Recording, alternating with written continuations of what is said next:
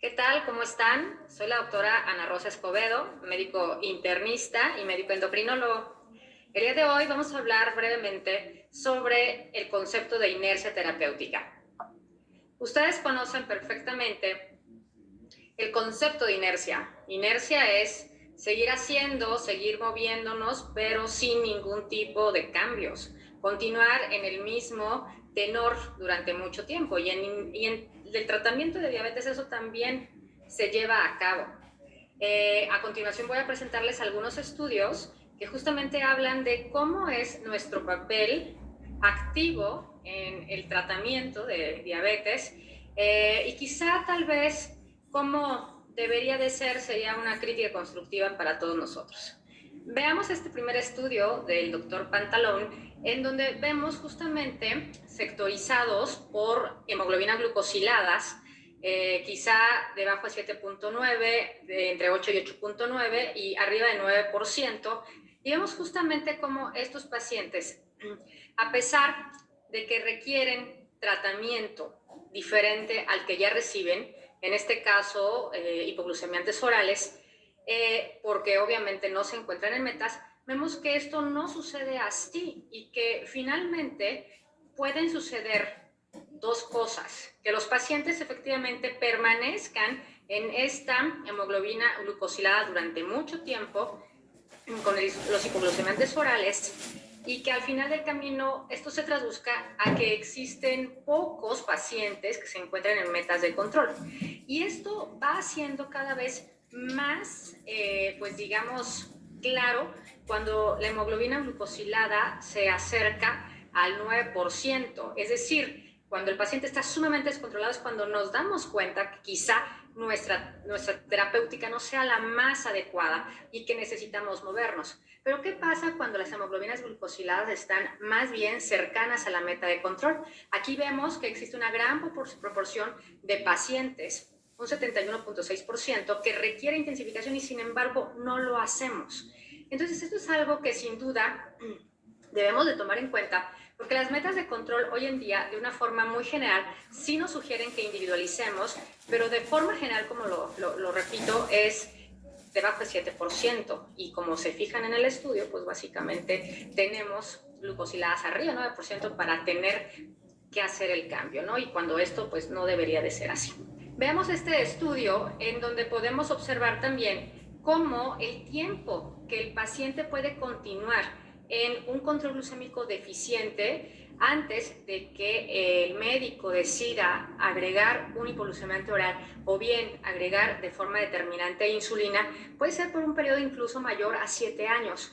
Imagínense que un paciente se encuentra expuesto a hemoglobinas glucosiladas altas, es decir, a una exposición continua de un evidente daño endotelial causado por la glucosa por más de 7 años, a pesar de que está acudiendo con nosotros sus médicos. Este es un estudio que incluyó a más de 80,000 pacientes y se realizó en Estados Unidos. Vean cómo los datos empiezan a juntarse en el 2004 y se da un seguimiento hasta el 2011.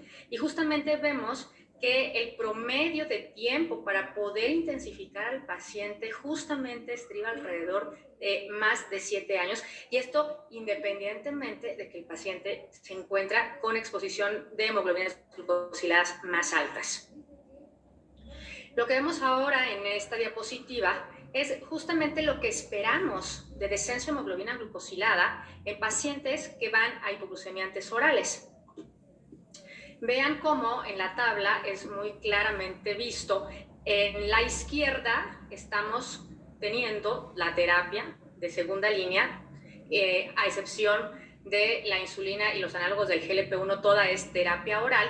Y vean cómo finalmente la hemoglobina glucosilada que nos permite cambiar o descender cada una de estas terapias oscila por muy alta en 1.1% hasta más limítrofe como alrededor de 0.7 o quizás hasta 1.5 con algunas otras terapias. Vean entonces qué pasa después de un seguimiento más de 6 meses. Solamente el 60, 62 o en algunos casos hasta el 70% logran estar pues básicamente en control. Esto nos dice que el 40% de los pacientes que vayan a terapia oral no logran alcanzar su meta de control, que seguramente es debajo del 7%, a pesar de tener una segunda pues terapéutica, un segundo oral, ¿no?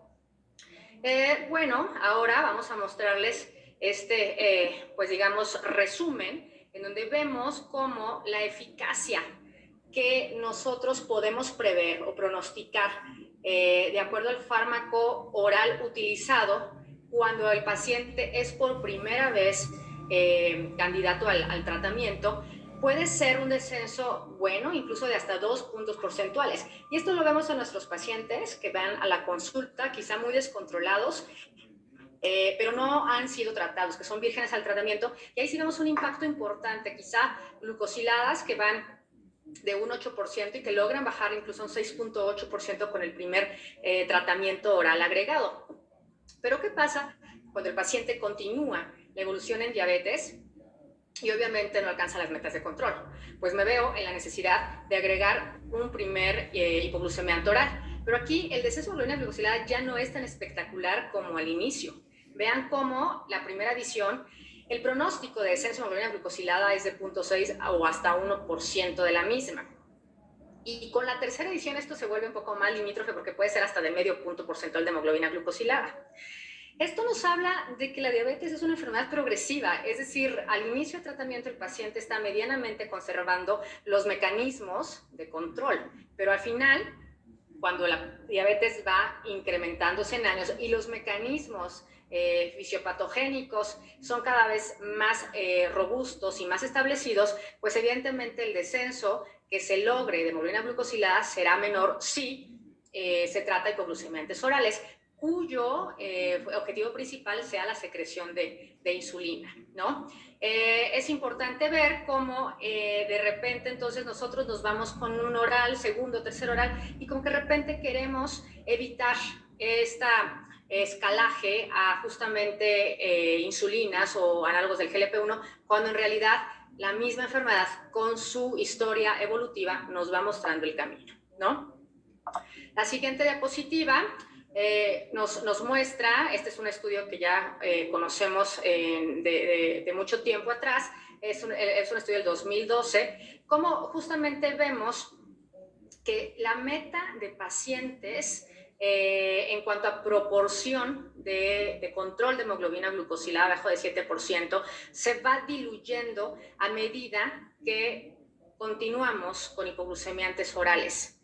Es decir, cuando la hemoglobina glucosilada es cercana a la meta, el porcentaje de pacientes que alcanzan la meta de control es alto con hipoglucemiantes orales, pero cuando la hemoglobina glucosilada se aleja de la meta, la proporción de pacientes que alcanzan a tener metas de control con hemoglobina glucosiladas debajo del 7% se diluye, es muy limítrofe. Y esto nuevamente nos habla de esta historia natural en donde hay deficiencia de la célula beta pancreática y por lo tanto de insulina.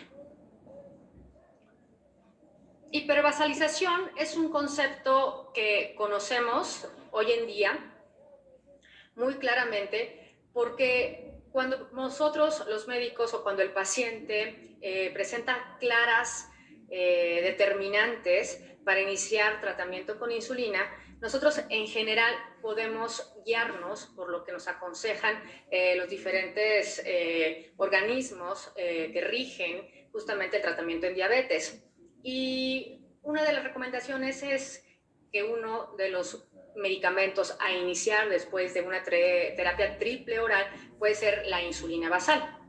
Sin embargo, una de las cosas que debemos dejar muy claro es no caer en la hipervasalización. Justamente también pudiera ser inercia terapéutica cuando hablamos de dejar durante mucho tiempo una insulina basal. ¿Y cómo reconocerlo? Bueno, porque empiezo a tener dosis excesivas de insulina basal por tiempo prolongado sin que esto impacte en hemoglobina glucosilada que el paciente logra obtener. Una de las formas de encontrar efectivamente que estamos hipervasalizando puede ser cuando el paciente tiene una dosis mayor de 0.5 unidades por kilo de peso de insulina basal al día.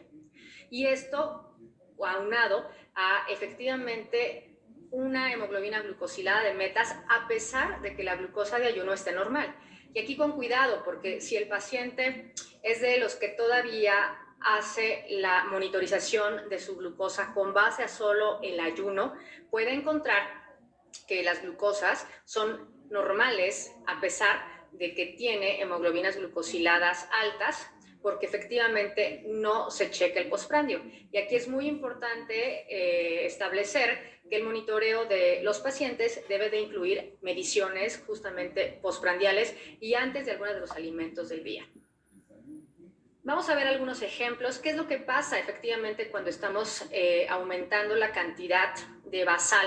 Obviamente con el objetivo de tener cifras de control de hemoglobina glucosilada, ¿no? Este estudio que les mostramos aquí es del 2016. Vean cómo el análisis incluye 15 estudios y básicamente a todos los pacientes se les calcula insulina glargina a dosis de 0.5 unidades, que es la recomendada, pero también a 0.7 y hasta 1 unidad por kilo de peso, que es justamente lo que estamos platicando y logrando evitar. Este estudio justamente nos corrobora que es básicamente no recomendado utilizar estas dosis, ya que por primer resultado vemos que la hemoglobina glucosilada que alcanza un mejor efecto es justamente con reducciones y con aplicaciones de insulina de 0.5 unidades por kilo. Vean prácticamente menos 1.61 puntos porcentual con dosis de 0.5. Y vean cómo se va efectivamente bajando la hemoglobina glucosilada, pero es mucho mayor el efecto cuando el cálculo corresponde a 0.5 unidades por kilo.